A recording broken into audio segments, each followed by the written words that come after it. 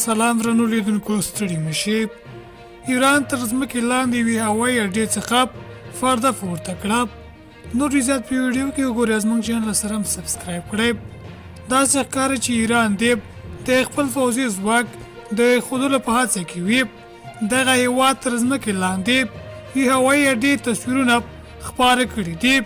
ایران ویلي دي چې د امریکا متحده ایالاتو له خوا د احتمالي بریدونو په وړاندې مجهز دي. د ایران د اسلامي جمهوریت پوځ په زرزمینۍ کې د یوې پوځي اډې تصویرونه خپاره کړي دي.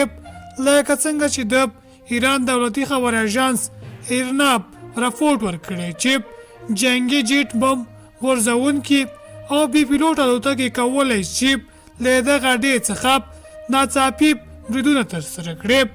د دغې رسنۍ په حواله دا تر ځمکې لاندې د پوځ د هوایي ځواکونو له هغو څو تاکتیکي اډو څخه یوه ده چې په تېرو کلونو کې د دغه هېواد په څو سیمو کې جوړې شوي دي.